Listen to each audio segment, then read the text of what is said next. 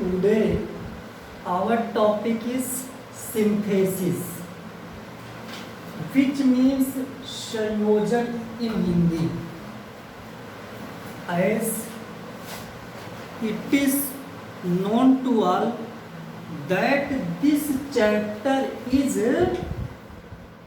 especially for the students studying in class 11th or 12th.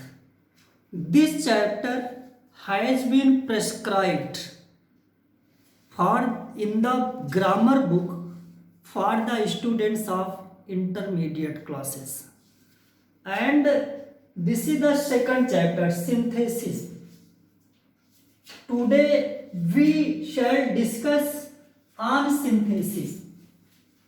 The first question over it is going to be raised is what synthesis is. Synthesis means संयोजन.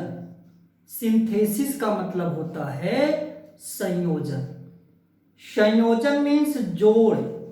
ठीक. अब जैसा कि इस chapter के title से ही पता लग रहा है कि इस चैप्टर के अंतर्गत हमको जोड़ सिखाया जाएगा. ठीक. लेकिन ये नहीं स्पष्ट हो रहा है कि किस चीज का जोड़ सिखाया जाएगा, क्योंकि सिंथेसिस तो भाई सिंथेसिस मीन्स जोड़ होता है, तो जोड़ तो किसी भी चीज का हो सकता है. छोटे क्लास में थे, फर्स्ट क्लास में, सबसे पहले अंकों का जोड़, ठीक, और शब्दों का भी जोड़ हो सकता है, और वाक्यांशों का भी जोड़ हो सकता है. तो इसका टाइटल तो लिखना था सिंथेसिस ऑफ सेंटेंसेस. ठीक. तो हम लोग ये जो सिंथेसिस पढ़ रहे हैं इसके अंतर्गत सेंटेंसेस को जोड़ना सीखेंगे, वाक्यों को जोड़ना सीखेंगे, दो या दो से अधिक, ठीक, प्रकार, दो या दो से अधिक संख्या में सेंटेंस दिए रहेंगे और उन्हीं सेंटेंसेस को जोड़ करके कहा जाएगा सिंपल बना दीजिए, कहा जाएगा कॉम्प्लेक्स बना दीजिए, कहा जाएगा कंपाउंड बना दीजिए.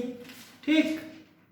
तो सबसे पहले दिमाग में क्वेश्चन आ रहा होगा कि सिंपल कैसे होता है, कॉम्प्लेक्स कैसे होता है, कंपाउंड कैसे होता है.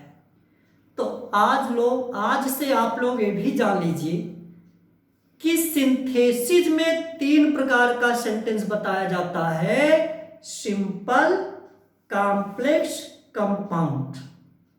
ठीक. कोई पूछता है सेंटेंस कितने प्रकार का होता है, तो आप लोग कभी बताते हैं 5 प्रकार का, तो कभी बताते हैं 3 प्रकार का, और कुछ स्टूडेंट्स से जब इस प्रकार का क्वेश्चन कर लिया जाता है, कोई पूछ लेता है बताओ सेंटेंस कितने प्रकार का होता है, तो नरेशन में 5 प्रकार का पढ़े रहते हैं. सिंथेसिस पढ़ लेते हैं तो उसमें 3 प्रकार का वाक्य टीचर बता देता है क्लास में. ठीक. तो उस जवाब देने से पहले सोचने लगते हैं कि मैं 5 काइंड्स ऑफ सेंटेंस बोलूं या 3 काइंड्स ऑफ सेंटेंस बोलूं.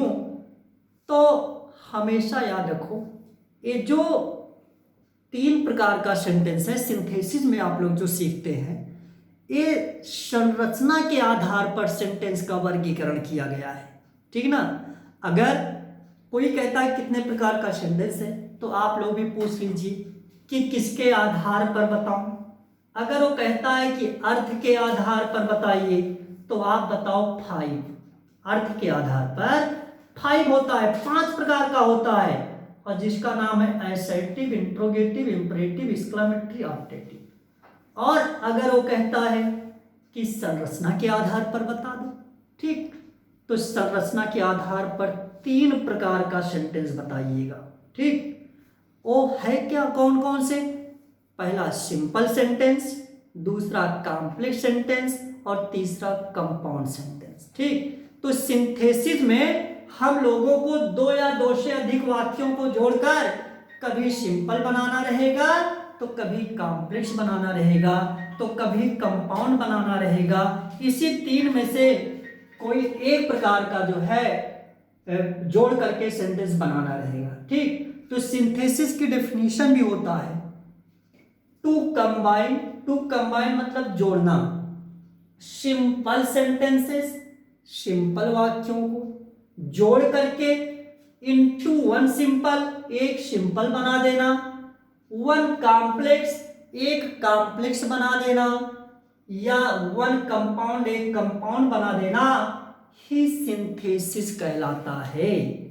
हिंदी में हम समझ सकते हैं कि दो या दो से अधिक, सिंपल मीन्स होता है सरल, दो या दो से अधिक सरल वाक्यों को जोड़कर एक सरल, एक मिश्रित या एक संयुक्त वाक्य बना देना ही संयोजन कहलाता है।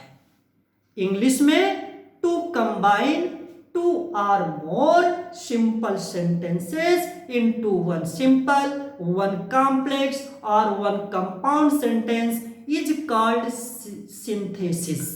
ठीक, तो सिंपल वाक्य। तो सबसे पहले हम लोगों को ये जानना है, अब इसके बाद जैसे सिंथेसिस की डेफिनेशन हो गया। सिंथेसिस का मतलब आप लोगों को पता चल गया कि इसके अंतर्गत वाक्यों को जोड़ा जाता है, जोड़ करके कभी सिंपल तो कभी कॉम्प्लेक्स तो कभी कंपाउंड बनाया जाता है।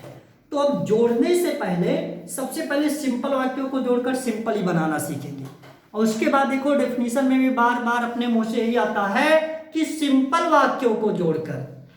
तो सिंपल वाक्य कैसे होता है? सबसे पहला क्वेश्चन तो ये है कि सिंपल सेंटेंस किसे कहते हैं, क्योंकि बहुत सारे छात्र ऐसे होते हैं, ठीक ना, जिनसे अगर पूछता हूं कि राम गोस, क्लास में कहता हूं stand up and tell me the noted sentence is simple, answer comes yes sir, that is simple, because they think if the sentence is affirmative, sentence is simple. Understood? क्यों उनका यही उत्तर आता है कि हाँ ये सेंटेंस सिंपल है। ठीक, क्योंकि वो सिंपल का मतलब क्या समझते हैं? सिंपल का मतलब समझते हैं कि जो वाक्य अफर्मेटिव होता है वही सिंपल होता है। अगर इसी सेंटेंस को मैं नकारात्मक बना करके लिख देता हूं, कहता हूं राम डज नॉट गो, ठीक, और पूछता हूं बताइए सेंटेंस सिंपल है, तो छात्र बताते हैं कि नहीं सर ये सिंपल नहीं है, तो निगेटिव है। या इंट्रोगेटिव बना करके लिख देता हूं डज राम गो, और पूछता हूं कि ये सेंटेंस सिंपल है, तो यही रिप्लाई आता है कि सिंपल नहीं, ये तो इंट्रोगेटिव। ठीक, इसका मतलब सिंपल पता नहीं कैसे होता है। सिंपल का मतलब हमेशा याद रखना जिसमें एक वर्ब हो, एक वर्ब वही मुख्य क्रिया की काउंटिंग करिएगा। अगर जिस वाक्य में एक मेन वर्ब हो, मुख्य क्रिया एक हो, ठीक, अगर हेल्पिंग वर्ब और मेन वर्ब दोनों है तो हेल्पिंग वर्ब को नजरअंदाज कर दीजिएगा, मेन वर्ब की काउंटिंग कीजिएगा। अगर मेन वर्ब एक है तब जान जाना सिंपल है, चाहे वो अफर्मेटिव हो, चाहे निगेटिव हो, चाहे इंट्रोगेटिव हो, इससे नहीं मतलब है। एक वर्ब रखने वाला हर सेंटेंस इस ब्रह्मांड में सिंपल होता है, इसी चीज को ध्यान देना है। जैसे देखिए राम गोज कितनी वर्ब है? एक वर्ब है, simple. Ram does not go, does helping verb है, अगर हेल्पिंग वर्ब और मेन वर्ब दोनों हो तो हेल्पिंग वर्ब को नजरअंदाज कर देते हैं, हेल्पिंग वर्ब की काउंटिंग नहीं करेंगे, मेन वर्ब गिनेंगे। और मेन वर्ब ना होने पर कभी कभी helping verb to be verb के रूप में आई रहती है। अगर मालूम मेन वर्ब ना हो, सेंटेंस में टू बी वर्ब हो, इज एम आर हो, तब मजबूरी का नाम सबको पता है, महात्मा गांधी। ठीक, तो मेन वर्ब नहीं है तो कोई भी वर्ब है गिन लेना, लेकिन एक होनी चाहिए। ठीक, राम इज ग्रेट, इसमें राम जैसे सब्जेक्ट हो गया, इज टू बी वर्ब है, ग्रेट एडजेक्टिव है, तो इसमें मेन वर्ब नहीं है तो इज की ही काउंटिंग कर लेंगे कि कितनी बार कितना इज आया है। तो अगर एक इज है तो जान लो सिंपल है। तो इसमें सेकंड सेंटेंस में राम डज नॉट गो, इसमें भी मुख्य वर्ब मेन वर्ब एक है इसलिए सिंपल है। इंट्रोगेटिव में एक ही वर्ब है इसलिए सिंपल है। ठीक, किताबों में जाएंगे आप लोग तो सिंपल सेंटेंस की परिभाषा के बारे में बताया गया है कि a sentence which has one finite verb is called simple sentence. वह वाक्य जिसमें एक फाइनाइट वर्ब हो, ठीक, उसी को सरल वाक्य कहते हैं, उसी को सिंपल सेंटेंस कहते हैं। अब कुछ लोगों के दिमाग में क्वेश्चन आ रहा होगा कि फाइनाइट वर्ब क्या है। ठीक, तो फाइनाइट वर्ब का मतलब आप लोग उसी मेन वर्ब से समझिए। वैसे फाइनाइट वर्ब के बारे में बताया जाता है कि यह ऐसी वर्ब होती है जो कर्ता के अनुसार चले। जैसे कर्ता अगर सिंगुलर है तो क्रिया भी कर्ता के अनुसार सिंगुलर बन जाए, कर्ता अगर प्लूरल है तो क्रिया भी प्लूरल कर्ता के हिसाब से बन जाए। तो वह क्रिया जो कर्ता के द्वारा कंट्रोल्ड हो उसे फाइनाइट वर्ब कहते हैं। और कुछ वर्ब ऐसी होती हैं जिनका कर्ता पर आश्रय नहीं होता है। ठीक ना, ग्रामर में देखा गया कि कुछ क्रियाएं ऐसी भी हैं जिनका कर्ता पर कोई असर नहीं रहता, चाहे कर्ता एक वचनीय है चाहे कर्ता बहुवचनीय है। कहने का मतलब चाहे कर्ता एक वचन का बने चाहे बहुवचन का बने, क्रिया के ऊपर कोई, क्रिया के सेहत पर कोई असर नहीं पड़ता। तो ऐसी क्रिया को नॉन फाइनाइट वर्ब कहा गया है। ठीक ना, तो एक्शन के आधार पर, कार्य के आधार पर दो प्रकार की वर्ब होती है। ठीक, एक होती है फाइनाइट वर्ब, एक होती है non finite verb. Finite verb रूप भी वर्ब का, कार्य भी वर्ब का।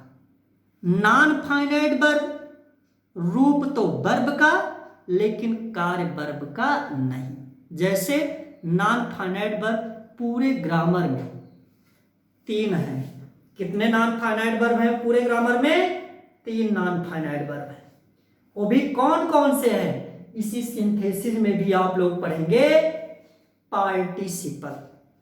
ठीक, पार्टिसिपल जो होता है वर्ब का रूप होता है, आईएनजी जोड़कर बना होता है, हैविंग थर्ड फॉर्म से बना होता है, वर्ब का थर्ड फॉर्म होता है, परफेक्ट पार्ट ऑफ पार्टिसिपल। लेकिन जब गहराई में जाकर के इनके बारे में अध्ययन करेंगे आप पार्टिसिपल के बारे में ना, तब ये पाएंगे कि जो एक पार्टिसिपल होता है ना, क्रिया का रूप भले है लेकिन क्रिया का कार्य नहीं करता है, तो विशेषण का कार्य करता है। उसी प्रकार से आप लोग जीरंड देखेंगे, जीरंड भी एकदम रूप वर्ब का है ना, लेकिन कार्य नाउन का करता है। उसी प्रकार से आप इन्फिनेटिव देखेंगे, टू प्लस वर्ब की फर्स्ट फॉर्म से बना रहता है, रूप एकदम वर्ब का दिखता है लेकिन कार्य वो भी नाउन का करता है। तो फाइनाइट और नॉन फाइनाइट का जहां तक क्वेश्चन आया तो कोई इस तरह से समझ लीजिए कि वह क्रिया मतलब रूप भी क्रिया का हो, कार्य भी क्रिया का करे, तब तो फाइनाइट वर्ब है। और नॉन फाइनाइट वर्ब के बारे में समझ सकते हो कि क्रिया का वह रूप जो क्रिया का कार्य ना करता हो उसे नॉन फाइनाइट वर्ब कहते हैं। जैसे पार्टिसिपल, इन्फिनेटिव, जीरंड होता है। ठीक, तो जिस वाक्य में मतलब एक ही फाइनाइट वर्ब होती है वह वाक्य सिंपल होता है। फाइनाइट वर्ब का मतलब मेन वर्ब। ठीक, तो मेन वर्ब की संख्या अगर वाक्य में एक है या एक ही वर्ब है जिस वाक्य में, तो उसे आप सिंपल कह सकते हैं। तो सिंपल सेंटेंस की भी डेफिनेशन आप लोग नोट कर लीजिए, क्योंकि सबसे पहले हम लोग सिंपल वाक्यों को जोड़कर सिंपल ही बनाना सीखेंगे। और जब तक सिंपल के बारे में जानते नहीं रहेंगे, सिंपल से कभी मिले नहीं रहेंगे, सिंपल के रूप को देखे नहीं रहेंगे, तब जोड़ने के बाद में भी विश्वास नहीं हो पाएगा। कि ये सिंपल है कि कॉम्प्लेक्स है। ठीक, इसीलिए सिंपल सेंटेंस की डेफिनेशन, सिंपल सेंटेंस किसे कहते हैं? तो सिंपल सेंटेंस की डेफिनेशन नोट कर लीजिए अपनी कॉपी में कि आ sentence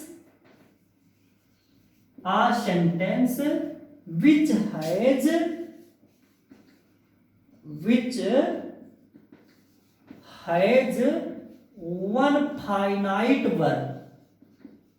finite verb is called simple sentence, is called simple sentence,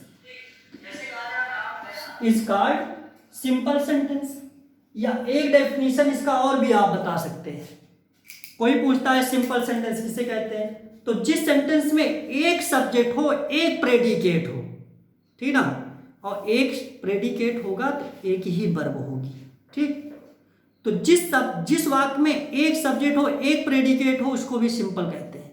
तो जब दो या दो से अधिक वाक्यों को जोड़कर सिंपल बनाने की बात कही जाएगी तो तुरंत समझ जाना कि ऐसे जोड़ना है कि जुड़ने के बाद एक ही सब्जेक्ट आए, एक ही वर्ब आए। ठीक, तभी सिंपल होगा।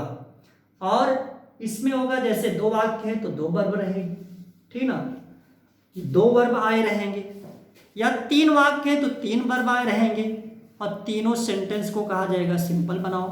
तो आप लोग सोचेंगे कि गुरुजी बताए हैं कि इन तीनों वाक्यों को या दोनों वाक्यों को ऐसे जोड़िए कि जुड़ने के बाद एक वर्ब आए।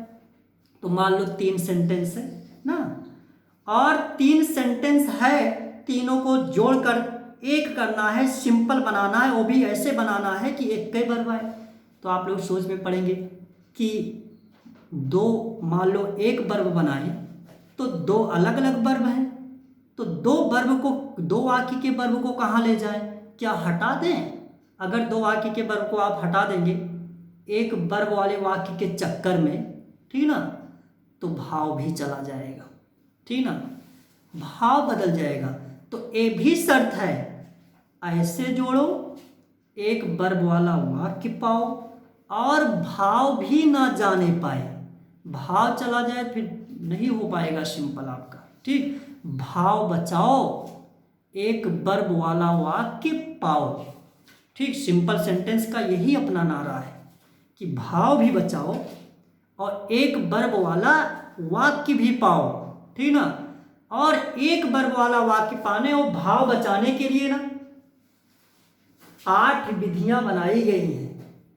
उन्हीं 8 विधियों में से कोई एक विधि लग जाता है या लगा दिया जाता है तो वही विधि लगाने से भाव भी बचा रहता है और एक वर्ब वाला वाक्य भी मिल जाता है, ठीक ना। अब 8 विधियां हैं तो आप लोग तो बहुत खुश हुए कि गुरुजी बोले कि 8 में से कोई विधि लगा करके सिंपल बना दो। सोचोगे कि अब तो 8 विधि पढ़ने की जरूरत ना, कोई एक विधि खूब बढ़िया से पढ़ ले और जब सिंपल बनाने कहा जाएगा तो वही एक विधि सेट कर देंगे। ऐसा नहीं है, ठीक ना। भारत देश तो विशेष करके विविधताओं वाला देश है, ठीक ना। ये जो है तरह तरह के वाक्य रहते हैं तो उसी को निगाह में रख करके 8 प्रकार की विधियां बनाई गई हैं। वो सबका अपना अलग अलग पहचान है, बताऊंगा अभी ठीक ना, कि ऐसे ऐसे वाक्य रहेगा तो ए वाली विधि आएगी, या ऐसे ऐसे वाक्य रहेगा तो ओ वाली विधि आएगी, या ऐसे ऐसे वाक्य रहेगा ना तो ए वाली विधि आएगी। वो सब स्पष्ट पहचान बताऊंगा, ठीक ना, तभी आप समझ पाएंगे किससे जोड़ना है। ठीक, और जब एक बार नियम से जोड़ लोगे ना तो बाद में फिर एक बार नियम से चल लेने के बाद फिर बाद में तो भाव से भी जोड़ोगे तब वो जुड़ जाएगा, ठीक ना। तो लेकिन एक बार तो रूल जानना ही होगा। तो सिंपल सेंटेंस की डेफिनेशन ही होगा। तो सिंपल में एक डेफिनेशन जो और बता रहे थे कि our sentence which has one subject and one predicate is called simple sentence. अगर कोई पूछता है तो आप लोग एक परिभाषा भी बता सकते हो जिसमें एक सब्जेक्ट एक प्रेडिकेट वो सिंपल होता है। उससे लिख नहीं रहा हूं, देख लीजिए ऐसे। तो सिंपल। अब इसके बाद हेडिंग आप लोगों को लिखना है कि क्योंकि सबसे पहले हम लोग सिंपल वाक्यों को जोड़ करके सिंपल बनाना सीखेंगे, ठीक ना। किस प्रकार के वाक्य को जोड़ करके बनाना सीखेंगे? सिंपल वाक्यों को जोड़कर सिंपल।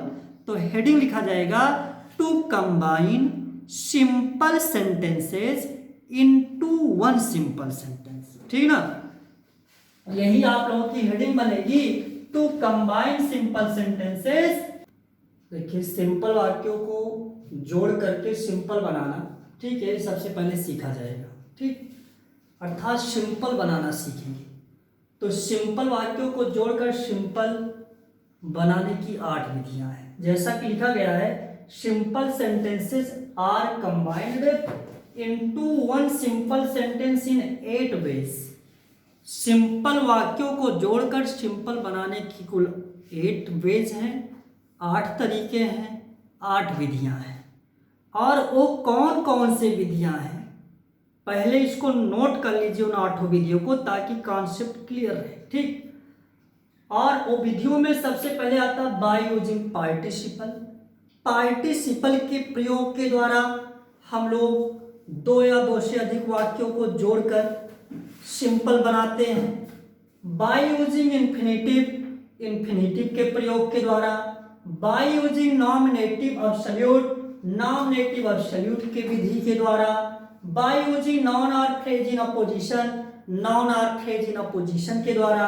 बाय यूजिंग नाउन और जीरन विद प्रीपोजिशन और नाउन और जीरन विद प्रीपोजिशन के विधि के द्वारा। बाय यूजिंग एडजेक्टिव और एडजेक्टिव फ्रेज, और बाय यूजिंग एडवर्ब और एडवर्बियल फ्रेज।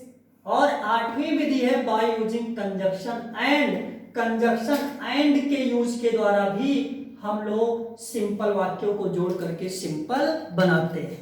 तो सबसे पहले पार्टिसिपल, सबसे पहले एक चीज ध्यान देना है, जैसे आप लोगों के दिमाग में क्वेश्चन आ रहा होगा कि किस, जैसे 8 विधियां हैं, ठीक, सिंपल बनाने की, तो जरूर ये सोच रहे होंगे कि कैसे कैसे वाक्य रहेगा।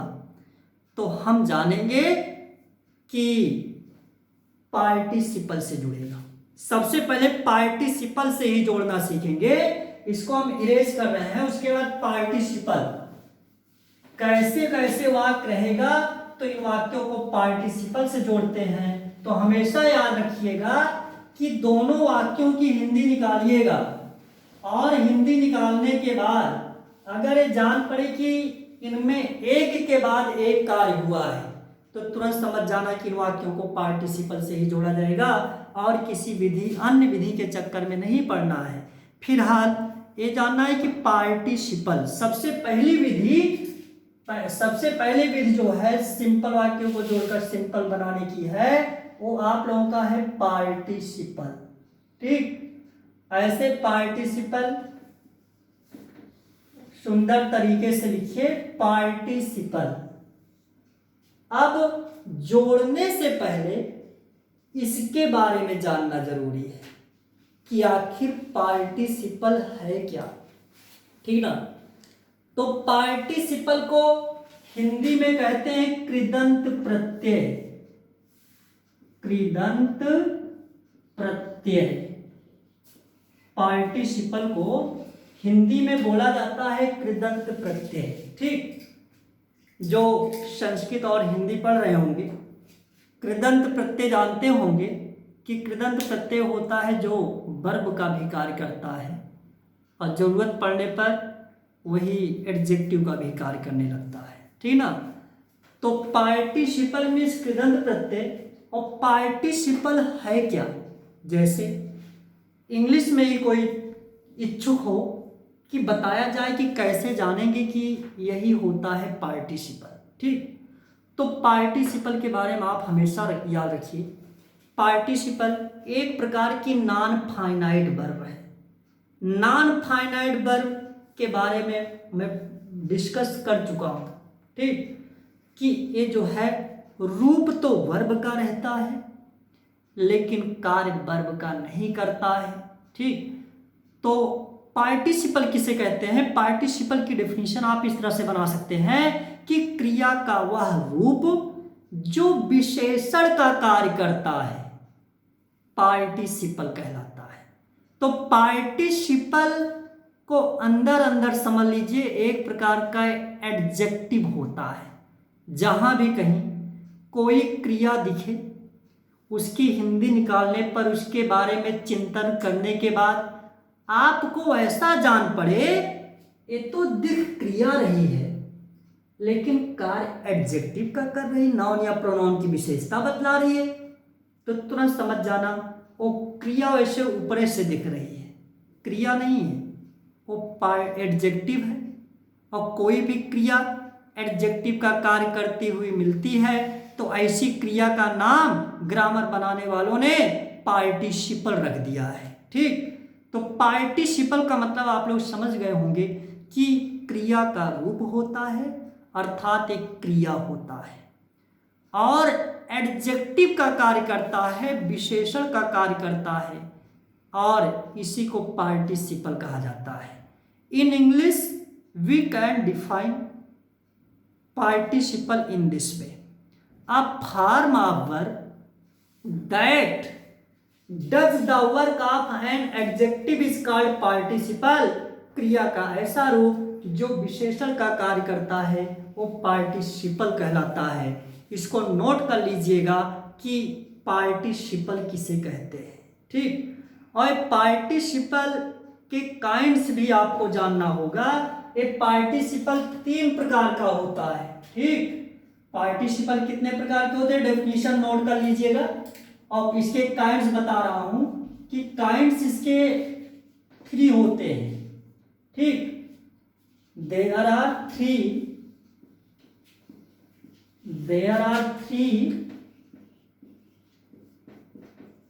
काइंड्स।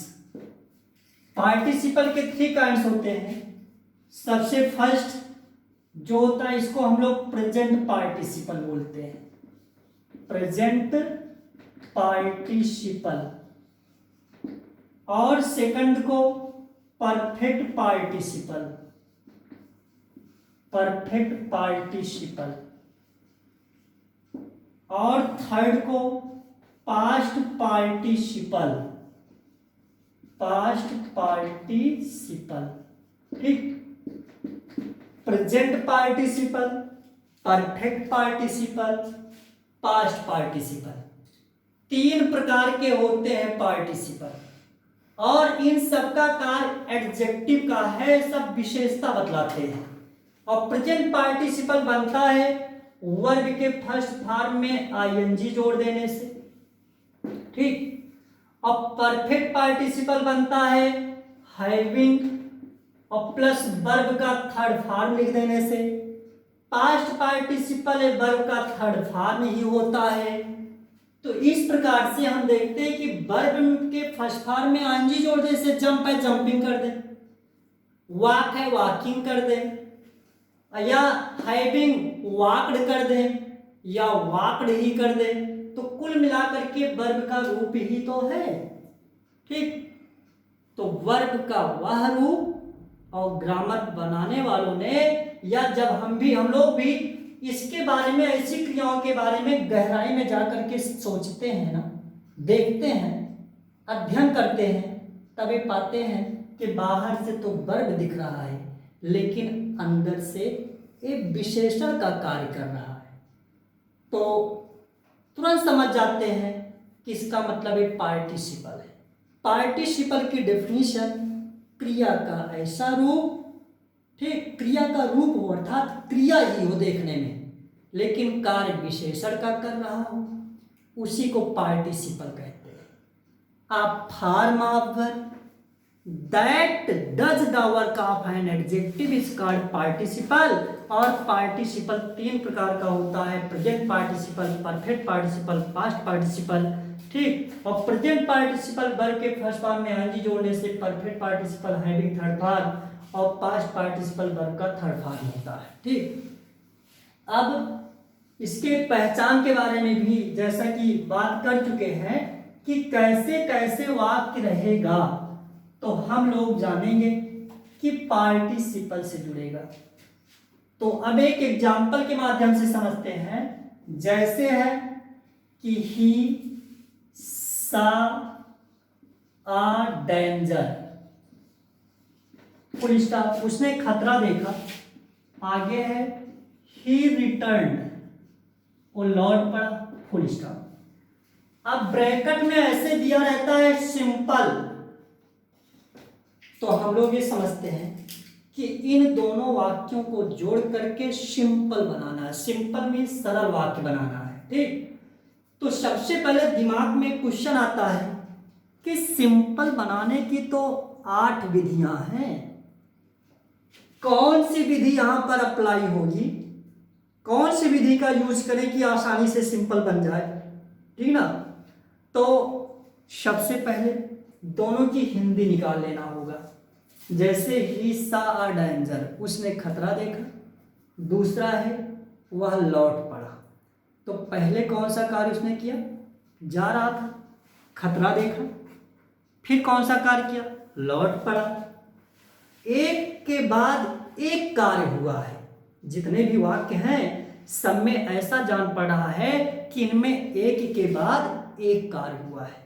वह खतरा देखा, एक कार्य तो देखने का हुआ, लौट पड़ा, दूसरा कार्य लौटने का हुआ, ठीक। जो दोनों वाक्य की क्रिया हैं एक के बाद एक कार्य होने को प्रकट कर रही हो, ठीक। तो उसी को तुरंत समझ जाना कि इन वाक्यों को सिंपल पार्टिसिपल से ही बनाया जाएगा, ठीक। और पार्टिसिपल, तो अब ये सोचेंगे जैसे दो वाक्य है, ठीक। ही सा अ डेंजर ही रिटर्न, तो सिंपल बनाना है। सिंपल कहता है एक वर्ब आना चाहिए। सिंपल का यही कहना रहता है कि एक वर्ब आए, ठीक, दो वर्ब नहीं आनी चाहिए। तो हम लोग सोचते हैं कि अगर एक वर्ब कह रहा है, अगर सा को लिखते हैं, रिटर्न को हटा दिए मान लिए, तो हो जाएगा उसने खतरा देखा, लौटे वाला भौने नहीं रह जाएगा। या सोचे चलो सा को हटा दे, रिटर्न को कर दे, तो हो जाएगा वो लौटा, खतरा, भौने नहीं रह जाएगा। तो इसलिए इस वर्ब को भी लाना जरूरी है और इसको भी लाना जरूरी है, ठीक। क्योंकि किसी एक को हटा देने से भाव बदल जा रहा है, भाव भी बनाए रखना है। तो इसीलिए यहां पर पार्टिसिपल का यूज कर देंगे। पार्टिसिपल का मतलब दो वर्ब है, दो वाक्य तो दो वर्ब है, तो किसी एक वाक्य की क्रिया को पार्टिसिपल बना देंगे। पार्टिसिपल मतलब आप लोग यही समझिए विशेषण बना देंगे, ठीक। किसी क्रिया को पार्टिसिपल या विशेषण बना दिया जाएगा। तो जब एक वाक्य की क्रिया विशेषण हो जाएगी और एक वाक्य की क्रिया को जो कहते हैं उतार लेना, ठीक। तो क्या होगा, जो विशेषण वाली क्रिया होती है ये पार्टिसिपल होती है, नॉन फाइनाइट वर्ब होती है। तो जो एक मेन वर्ब उतारोगे तो फाइनाइट वर्ब हो जाएगी और एक क्रिया नॉन फाइनाइट बन जा रही है। और सिंपल क्या कहता है, एक फाइनाइट आना चाहिए, ठीक। तो दो वर्ब है तो एक को नॉन फाइनाइट बना देंगे, एक को फाइनाइटे रहने देंगे। तो ऐसा करने से क्या होगा, एक फाइनाइट वर्ब वाला वाक्य मिल जाएगा, ठीक ना। और जो ने नॉन फाइनाइट जो ने बनाए रहेंगे वो भाव बचाए रखेगी, ठीक, अपना भाव भी नहीं जाएगा। इस प्रकार से एक वर्ब वाला वाक्य मिल जाएगा। लेकिन फिर भी जोड़ते समय कुछ स्टूडेंट्स के दिमाग में चलने लगता है, ठीक, कि किस वाक्य के क्रिया को, जैसे क्रिया को दो वाक्य, दो वर्ब है, सा है, एक रिटर्न है, बात किया जा रहा है कि वर्ब को पार्टिसिपल, किसी एक वाक्य के वर्ब को पार्टिसिपल बनाएंगे। तो कुछ लोग सोच में पड़ जाते हैं कि किस वाक्य के वर्ब को पार्टिसिपल बनाया जाए, सा को बना दे पार्टिसिपल कि रिटर्न को बना दे पार्टिसिपल। तो हमेशा याद रखना, नियम होता है कि फर्स्ट एक्शन दिखाने वाले वाक्य के वर्ब को ही पार्टिसिपल बनाया जाता है। कहने का मतलब जिस वाक्य में कार्य पहले हुआ हो उसी की क्रिया को पार्टिसिपल बना दीजिए। जैसे बताइए, दोनों वाक्य पढ़िए और बताइए कि कौन सा कार्य पहले हुआ। वो खतरा देखा, वो लौटा, तो पहले खतरा देखा कि लौटा, बताइए मानस। पहले खतरा देखा ना, खतरा देखा, लौटा, पहले देखने का कार्य किया तब लौटने का कार्य किया, ठीक। तो इसीलिए इसी को पार्टिसिपल बनाएंगे। ठीक, सा को किसको पार्टिसिपल बनाएंगे? सा को। ठीक, और सा को पार्टिसिपल बनाना है। अब दिमाग में क्वेश्चन आ रहा होगा कि पार्टिसिपल 3 होते हैं, सा को कौन सा पार्टिसिपल बना दूं? तो पहली बात, जब एक के बाद एक कार्य हुआ रहे ना, तो इसमें पास्ट पार्टिसिपल का कोई रोल नहीं रहता है। इसलिए आप लोग पास्ट पार्टिसिपल के बारे में अभी मत सोचिए ही नहीं, क्योंकि पास्ट पार्टिसिपल आने के पीछे दूसरा रूल होता है, उसको बताएंगे। ठीक, अभी आप यही सोचिए कि इसको प्रेजेंट पार्टिसिपल बना दूं कि परफेक्ट पार्टिसिपल बना दूं। ठीक, यही दिमाग में होना चाहिए। अब प्रेजेंट और परफेक्ट में भी गलती आप लोग कर जाते हैं। ठीक ना, कभी कभी सीइंग बनना रहता है तो हैविंग सीन लिख देते हो, बना देते हो। कभी कभी हैविंग सीन बनना रहता है, सीइंग बना करके चले आते हो। ठीक, तो कब इसको प्रेजेंट पार्टिसिपल में बदलेंगे या इसको परफेक्ट में बदलेंगे, एक चीज आप लोगों के दिमाग में जरूर चल रहा होगा। ठीक, तो हमेशा याद रखना। कैसे पता करोगे? सबसे पहले चिंतन करो। ठीक, जैसे देखा और एक है लौटा। ठीक, एक है देखा और एक है लौटा। तो देखने और लौटने, खतरा देखने और लौटने दोनों के बीच में ना आप लोग सोचो, क्या और कोई ऐसा कार्य है कि आदमी को करना पड़ा होगा? ठीक, जैसे वह देखा, खतरा देखा, उसके बाद लौटा। तो क्या खतरा देखने के बाद और लौटने से पहले दोनों के बीच में क्या आदमी को कोई और कार्य करना पड़ा होगा? नहीं ना। ठीक, अब कुछ लोग सोच में पड़ गए, नहीं खतरा देखे होंगे। ठीक, तो कुछ देर ऐसे खड़े होकर के देखते रहे होंगे, तब लौटे होंगे। तो क्या जरूरी है कि ऐसे देखते रहे होंगे? आदमी खतरा देखता तुरंत भागता है। ठीक, तो कुछ निश्चित नहीं है कि बीच में कार्य होगा या नहीं होगा। तो जब दोनों क्रियाओं के बीच किसी अन्य कार्य का होना 100% निश्चित ना जान पड़े, तो तुरंत समझ जाओ कि यहां पर प्रेजेंट पार्टिसिपल आएगा। और परफेक्ट पार्टिसिपल में निश्चित रूप से बीच में कोई ना कोई कार्य रहता है। परफेक्ट पार्टिसिपल कब आता है? जैसे कहा जाए कि मानस स्नान किया।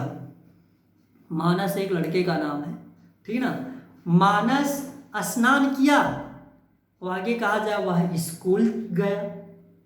तो अब बताइए आप लोग कि मानस ने एक कार्य तो किया, स्नान किया, स्कूल गया। स्नान करने के बाद और स्कूल जाने से पहले बीच में क्या मानस कोई कार्य किया होगा?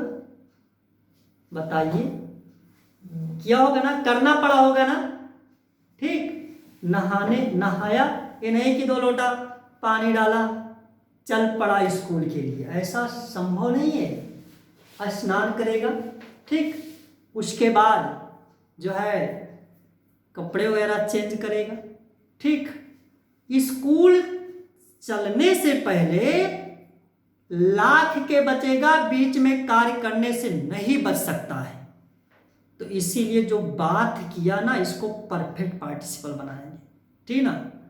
समझ, जैसे कहा जाए कि उसने भोजन किया और सोने चला गया, तो भोजन करने के बाद सोने से पहले ना उठेगा, हाथ धुलेगा, मुंह धुलेगा। ठीक सर, तो ये बीच में गैपिंग है, अर्थात बीच में कोई ना कोई कार्य करना पड़ता है, तब समझ जाओ परफेक्ट पार्टिसिपल आएगा, और नहीं समझ जाओ प्रेजेंट पार्टिसिपल आएगा। तो यहां पर खतरा देखा, लौटा, तो खतरा देखने और लौटने के बीच में कोई अन्य कार्य का होना निश्चित नहीं है, तो इसलिए इसको प्रेजेंट पार्टिसिपल बना देंगे। क्या बना देंगे इसको? तो सा का प्रेजेंट पार्टिसिपल क्या बनेगा? बोलिए मानस, सा का प्रेजेंट पार्टिसिपल क्या बनेगा?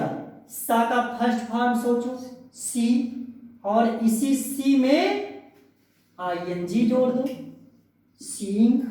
ठीक, उसके बाद आगे जो है डेंजर का डेंजर लिख लो, फिर इसके बाद ऐसे कामा लग जाएगा, अगले पार्ट को जो करते हो उतार लीजिए, ही रिटर्नड, फुल स्टॉप।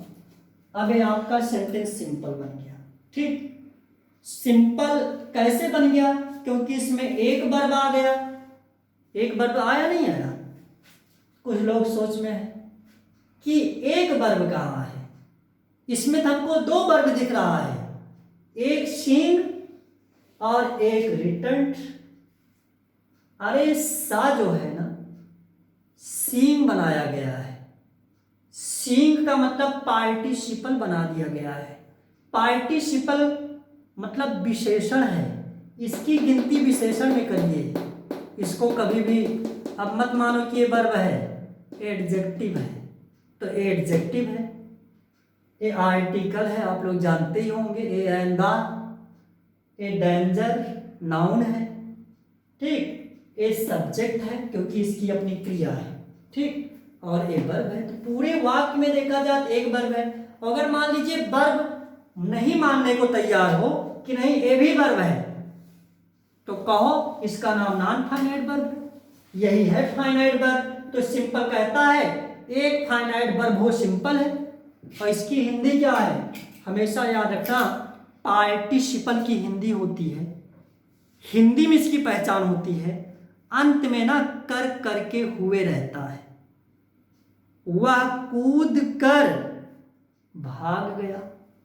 ठीक, वह स्नान करके स्कूल गया।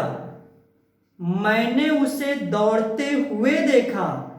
जिस क्रिया के अंत में कर करके हुए रहे उसे पार्टिसिपल कहते हैं। ये ट्रांसलेशन में भी मिलता है, पैसेज में भी मिलेगा। कर करके हुए रहेगा पार्टिसिपल। तो अब इसकी हिंदी निकाल लीजिए। इसकी हिंदी है कि खतरा देखकर वह लौट पड़ा। और चाहे कहिए कि उसने खतरा देखा वह लौटा, और चाहे कह दीजिए कि खतरा देख करके वह लौट पड़ा। कुछ लोग सोच रहे हैं, ठीक ना, कि काहे को ये ही कहाँ चला गया। मान लीजिए इसकी क्रिया को एडजेक्टिव बना दिया, पार्टिसिपल बना दिया गया, लेकिन इस बेचारे की चिंता क्यों नहीं कर रहे हैं आप? ठीक, इसकी चिंता इसलिए नहीं कर रहे हैं क्योंकि यही है वो बदमाश जिसने ये भी कार्य किया है, ये भी कार्य किया है। ठीक ना, एक आदमी अगर 10 कार्य करेगा तो क्या वह आदमी का नाम 10 बार लिया जाएगा? ठीक, कि मानस स्नान किया, फिर मानस स्कूल गया, फिर मानस लौट कर आया, फिर मानस खेला। बार बार मानस मानस नहीं कहा जाएगा। वो भी एक वाक्य बना रहे हैं, वो भी दूसरा रीजन है, जानो। ठीक, अब एक कर्ता रह नहीं गया, इसकी क्रिया विशेषण बन गई। ठीक, तो अब इसका कोई मतलब ही नहीं। और सिंपल का मतलब होता है एक सब्जेक्ट होना चाहिए, एक प्रेडिकेट होना चाहिए। तो एक सब्जेक्ट ये हो गया और शेष जो बचा है इसका पूरा प्रेडिकेट मान लिया जाएगा। तो जिस वाक्य में एक सब्जेक्ट होता है, एक प्रेडिकेट होता है, वो सिंपल होता है। या जिस वाक्य में एक फाइनाइट वर्ब हो वो सिंपल होता है। ठीक, तो ये आप लोगों का सिंपल सेंटेंस का फर्स्ट एग्जाम्पल है। ठीक ना, तो सिंपल सेंटेंस बनाते समय 2-3 पॉइंट आप लोगों को नोट करना होगा। इस पार्ट में आप लोगों को सिंथेसिस की डेफिनेशन बताया और कितनी विधियों से जोड़ करके सिंपल बनाया जाता है उसके बारे में बताया, और कौन कौन विधि से बनाया जाता है। तो सबसे पहली विधि पार्टिसिपल से जोड़ने के बारे में बताया, पार्टिसिपल से कैसे जोड़ा जाता है और इसके कितने प्रकार होते हैं। अब इसी के बाद सेकंड पार्ट में हम आप लोगों से मिलते हैं। ठीक, इसी पार्टिसिपल से कैसे कैसे वाक्य रहेंगे कि जुड़ेंगे, अर्थात रूल और विद एक्सरसाइज मिलते हैं। ठीक ना, और आप लोग इस वीडियो को जो है शेयर भी कीजिए, लाइक भी कीजिए और सब्सक्राइब भी कीजिए, और ताकि ज़्यादा से ज़्यादा सब्सक्राइबर हो जाए तो आप लोगों को जो है मैं ऑनलाइन पढ़ाना शुरू कर दूँ।